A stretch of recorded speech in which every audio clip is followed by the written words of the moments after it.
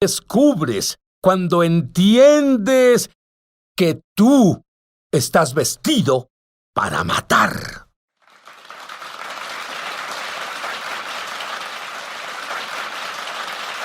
Y nosotros los judíos tenemos una palabra, es meshuga, y significa loco. Mi invitado Rick Renner tomó a 3 pequeños hijos y a una esposa y se fue a la antigua Unión Soviética cuando aún era la antigua Unión Soviética. ¡Ay, estuve ahí, Rick! ¿Cómo pudiste hacer eso? Verás, fue porque Dios me invitó a tomar un viaje y cuando estaba ahí, me paré frente a esa escuela bíblica donde prediqué. Y cuando abrí mi Biblia para predicar por primera vez, oí al Espíritu de Dios decir, bienvenido a tu nuevo hogar. Y el resto del tiempo que di esa clase, seguía oyendo al Espíritu Santo decir, bienvenido a tu nuevo hogar. Entendí que Dios llamaba a mi familia a mudarse a la Unión Soviética, y aún era la Unión Soviética en ese tiempo. No era el lugar más deseable para mudar a tu familia y... Bueno, al revisar notas, yo fui a la antigua Unión Soviética involucrado en un alcance al mismo tiempo que Rick. Y estábamos en un cuarto de hotel y en ese cuarto había muchos insectos, tantos que muchos tomaron sus camas y las pusieron en los pasillos. Si nunca has visto un hotel soviético de ese entonces, no sabes lo que es vivir. No puedo imaginar a tu familia yendo a ese lugar. Sí, fue sobrenatural. Me enamoré de las personas soviéticas. En una semana es como si entraran en mi corazón. Y cuando volví a los Estados Unidos, después de este corto viaje, todo en mí latía con el deseo de reunir a mi familia y volver a la Unión Soviética. Y el Señor me habló claramente y dije, ¿por qué? ¿Por qué llamas a mi familia para mudarse a la Unión Soviética? Y dijo, porque habrá un avivamiento ahí que necesitará grandes maestros de la Biblia. Y tú serás más necesitado ahí que en los Estados Unidos. Y ¿sabes qué? Veo por qué Dios hizo eso con Rick. Porque tú comenzaste la primera estación de televisión cristiana allá, tienes una red de televisión ahora. Tienes una red apostólica de más de 400 congregaciones. Tienes una nueva iglesia en Moscú con 3,700 miembros. Y creo que aún no alcanzas lo que Dios tiene para ti allá. Y en 1980 tuviste una visitación de un ángel. Sí, así fue. Y yo he visto ángeles, pero tú me provocas celos. Estaba en mi apartamento y me acosté en el sofá para dormir una siesta. Y de pronto sentí una presencia. Y me senté en el sofá. Y uno de esos momentos cuando sientes la presencia de alguien, pero no ves nada. Y en unos momentos, tan lejos como tú estás de mí, un hombre se materializó. Y comenzó a hablarme, pero nunca abrió la boca. Fue una comunicación no verbal. Y él dijo, soy un hombre de la presencia del Señor. Pero eso iba de espíritu a espíritu. Bueno, iba de espíritu a espíritu o mente a mente. En realidad, realmente, no sé, él pensaba algo y yo recibía el pensamiento. Y comenzó a hablarme sobre mi ministerio. Y que mi ministerio sería uno temporal y que yo en particular sería enviado con las personas que habían sufrido. En ese tiempo en particular, Denise y yo no estábamos casados. De hecho, Denise aún no estaba en mi vida. Así que mi vida comenzaba y yo ciertamente no tenía pensado mudarme a la Unión Soviética. Un mapa apareció frente a mí que llenó todo el cuarto. Y el mapa entero se sacudía violentamente. Y este ángel comenzó a comunicarme que mi ministerio estaría localizado en una parte del mundo donde serían violentamente sacudidos y con muchos cambios. Y de los últimos tiempos. Y ciertamente eso es lo que tenemos. 1985, otra visitación. Sí. Pero esta vez de Jesús. ¿Qué pasó? Me despertó a medianoche y fui al cuarto de atrás de la casa. Y comencé a orar en lenguas. Y comencé a orar muy profundamente en lenguas. Y cerré mis ojos al caminar de aquí para allá en ese cuarto. Y cuando abrí los ojos, el cuarto no estaba. Y estaba parado en la esfera espiritual. Y la esfera espiritual tiene sustancia. Era un lugar oscuro, pero aún así no es un lugar aterrador. Pero era la esfera espiritual. Y lejos a la distancia vi una luz. Y la luz se hizo más brillante y brillante y brillante hasta que finalmente se manifestó frente a mí. Era un trono, era una silla. Incluso puedo dibujarte la silla, era tan real para mí. Y sentado en esa silla estaba Jesús. Y Jesús comenzó a hablarme sobre mi ministerio. Yo estaba de rodillas porque ya me había arrodillado orando.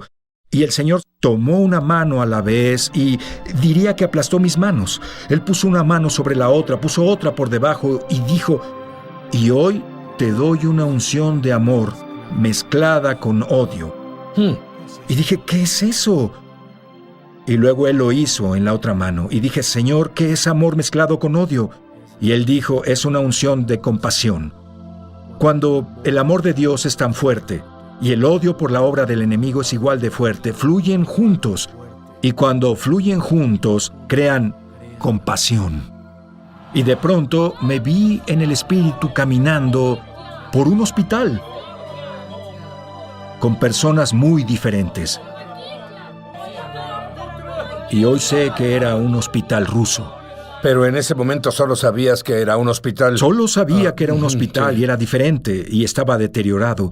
Y el Señor comenzó a hablarme de nuevo. Y de hecho, Él me enviaría con las personas que habrían sufrido una gran escasez y una gran adversidad. Y la cosa más asombrosa pasó. El Señor sostuvo mis manos hacia mí así y dijo: y hoy pongo ante ti finanzas, en una esfera donde ya se amasan más finanzas. Y Sid se sintió como si esas finanzas entraran en mí. Grandeza de finanzas. Y entendí que Dios iba a proveer sobrenaturalmente para lo que me llamara a hacer en el otro lado del mundo.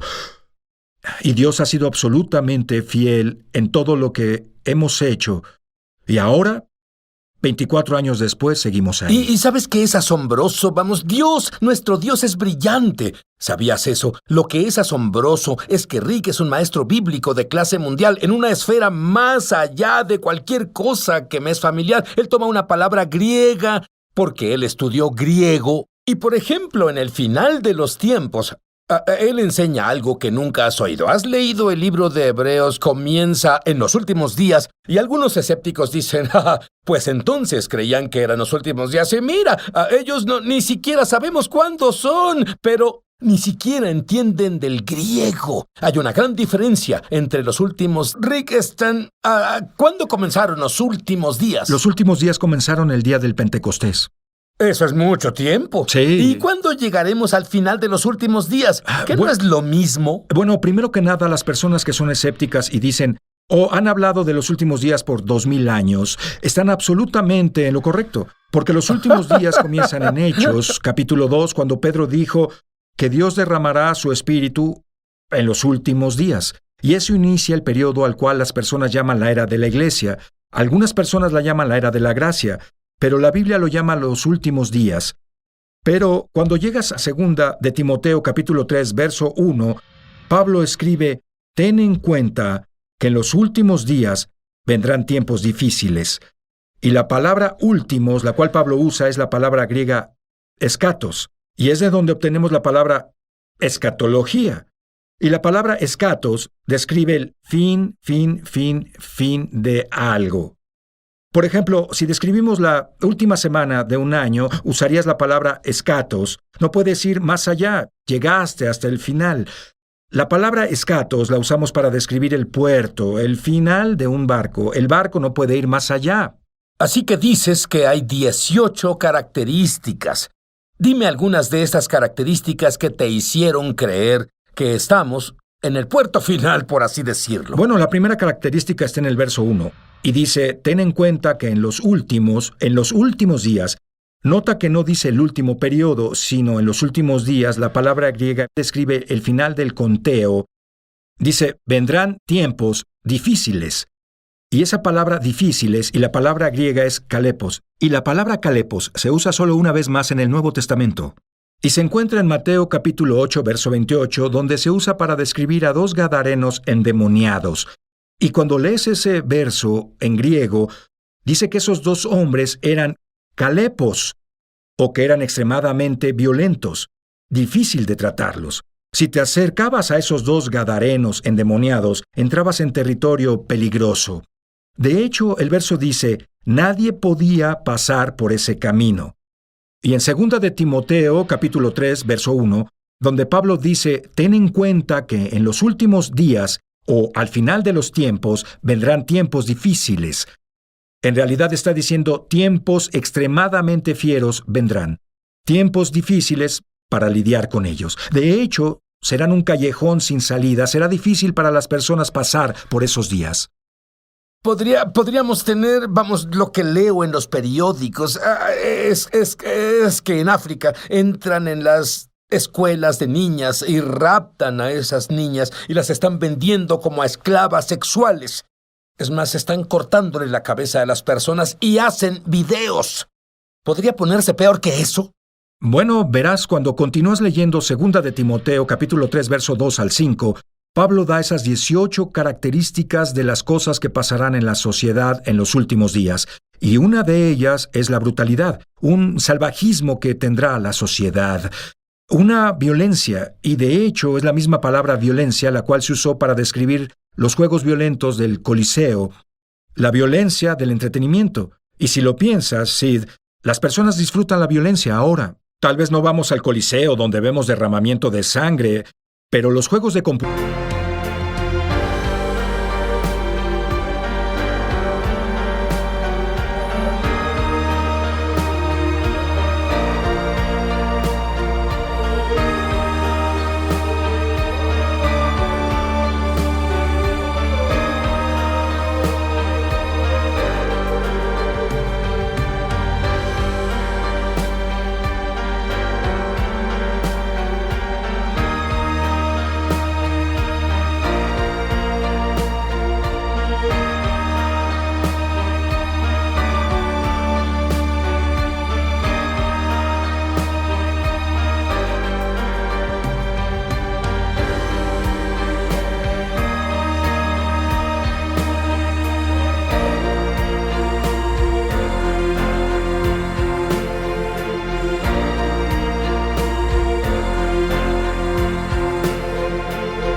las películas, el entretenimiento, están absolutamente llenos de violencia. Está creciendo dentro del cerebro de nuestra generación de jóvenes. Y esa es una de las señales de la sociedad de los últimos días. Bueno, dime algunas otras señales. Bueno, la primera señal que está enlistada es amadores de sí mismos. No puedes... enfrentémoslo. Es lo que en América y en la mayoría del mundo sucede ahora. Es la palabra griega philautos, y la palabra phileo significa amor. Es la misma palabra usada en Juan capítulo 18, donde la Biblia dice que Judas Iscariote le dio a Jesús un beso. Es la palabra griega phileo, y usualmente es una palabra que usas para describir lo que sientes por alguien más. Pero cuando lo compones junto con la palabra autos, que es donde viene la palabra autobiografía, te describe a ti. Es amar a sí mismo. Y en realidad está en la imagen de autobesarse. Las personas están tan enamoradas de sí mismas que hacen sacrificios para ellos que no harían por nadie más. Es amor mal dirigido. Y del amor mal dirigido vienen otras fallas, las cuales vemos en la sociedad de los últimos días. ¿Cuánto más puede empeorar? Bueno, será muy oscuro. De hecho, la Biblia dice, Pablo habló a Timoteo sobre esto, dice, malos hombres y engañadores irán de mal en peor. Y la buena noticia es que estamos ungidos para estos tiempos. Bueno, eso era lo que te iba a preguntar, porque vamos a leer esto en la Biblia, específicamente en griego, te espantaría mucho. ¿Y qué le dirías a alguien que teme vivir en los últimos días, el puerto final, el final de los días? Diría que las Escrituras no se escribieron para asustarnos, se escribieron para prepararnos. Estos versos fueron escritos para que pudiéramos aislarnos de lo que está pasando en la sociedad. Por ejemplo, si sabemos que el narcisismo es una característica primaria de los últimos días, entonces debemos trabajar en amar a otros y amar a Dios. Si sabemos que la avaricia es un pecado importante de la sociedad en los últimos días, entonces debemos trabajar en dar, debemos voltear a esos versos y debemos trabajar en lo opuesto a esas cosas. Pero ¿sabes lo más importante que dijiste? Él dijo, Fuimos creados para vivir en este tiempo. Está en nuestro ADN espiritual y Dios nos confía esto. Voy a decirte otra cosa. Cuando conozcas la revelación de Rick de la palabra sobre el apóstol Pablo, quien pasó mucho tiempo en prisión y observó a los romanos, guardias en sus uniformes, y luego escribió en el libro de Efesios lo que significaban. Y una vez que comprendas todo esto, estás vestido para matar.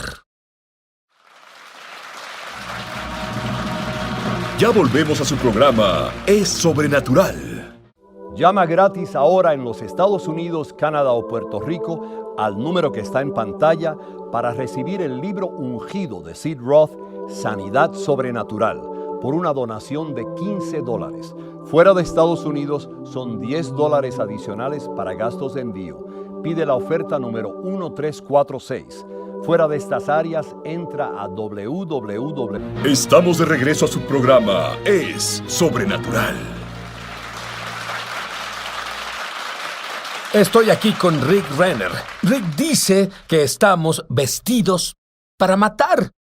Somos creyentes. Nos conocen por nuestro amor. ¿A qué te refieres con vestidos para matar? Bueno, habla de una armadura espiritual. Explícalo. Armadura espiritual. En Efesios 6, verso 12, Pablo dice, no tenemos lucha contra sangre y carne, sino contra principados, contra potestades, los gobernantes de la oscuridad, contra huestes espirituales de maldad.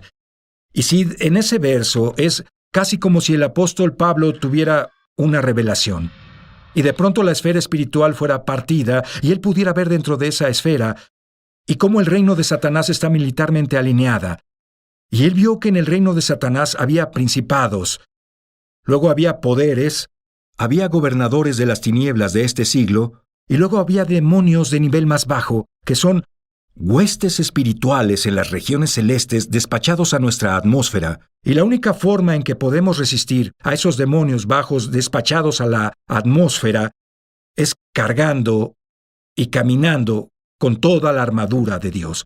De hecho, Pablo dice, vestíos de toda la armadura de Dios para que podáis estar firmes contra las acechanzas del diablo. He escuchado a tantos creyentes que creen eso literalmente y cada mañana se levantan, me pongo el casco de la salvación, me pongo la coraza de la justicia, el escudo de la fe, y dicen eso, pero se ha vuelto casi un parloteo religioso en lugar de lo que enseñas. Bueno, creo que es muy sincero cuando las personas hacen eso, pero si estoy sentado en mi cama y digo, voy a ponerme mi casco, yo no me pongo mi casco. La Biblia dice claramente, esta es toda la armadura de Dios, y de Dios en griego significa que la armadura viene de Dios. Y que la única forma de poder caminar habitualmente en la armadura de Dios es si caminamos con Dios, porque esta sale de Él. Es un resultado de una relación con Dios. Cuando leo lo que enseñas sobre las diferentes partes de la armadura, cuando un soldado romano en realidad se preparaba para matar, y cuando tenemos la armadura, ya no estamos indefensos contra el diablo. Dime, toma un par de las piezas de armadura y dime qué significa y qué era en el mundo natural y qué es en el espíritu. Bueno, tenemos lo que se llama el escudo de la fe. Y Pablo se refiere al escudo de un soldado romano. Y había dos clases de escudos. Había uno pequeño, redondo y decorativo, el que cargaban en un desfile. Pero nunca usaban ese para defenderse. Era solo un escudo decorativo. Pero el escudo que un soldado romano usaba cuando estaba en batalla viene de la palabra griega thureon, que es la misma palabra para una puerta alargada. Si tuviéramos que elegir una puerta en este edificio, sería la palabra thureon, y es la misma palabra para un escudo romano. ¿Y qué pasó? Así es cuando un soldado romano entraba en la infantería, lo medían.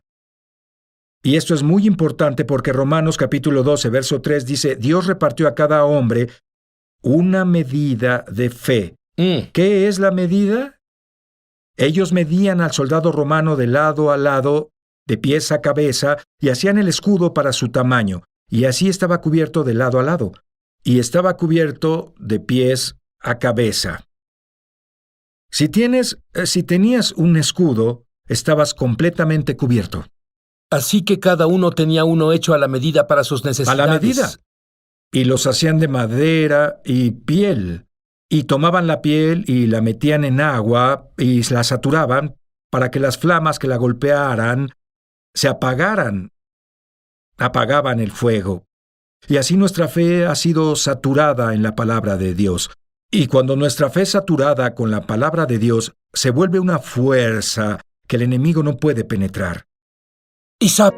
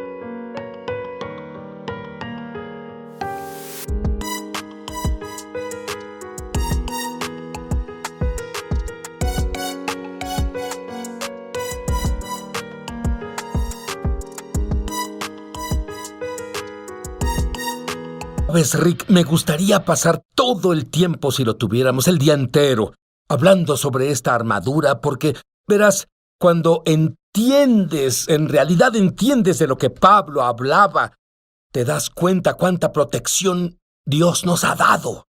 Descubres que literalmente estás vestido para matar. Dijiste que la mente es tan importante. ¿Orarías por las personas para que su mente sea renovada en la palabra de Dios ahora mismo? Lo haré porque la mente es donde principalmente sucede el ataque. Así que, Padre, en el nombre de Jesús, oro, Señor, por las personas cuya mente está bajo asalto. El enemigo trata de pavimentar un camino en sus mentes y bombardearlos con mentiras sobre su autoimagen, sobre su salud, sobre sus matrimonios. Y Padre, oro para que todos oigan la palabra de Dios y que todas esas mentiras sean arrancadas y sean quitadas de sus mentes en el nombre de Jesús. Amén. El diablo viene a ti como un león rugiente. León. ¿Cómo un león rugiente? Pero tú tienes el escudo de la fe. Tú tienes la espada del Espíritu. Tú estás vestido para matar. Tú eres más que un vencedor.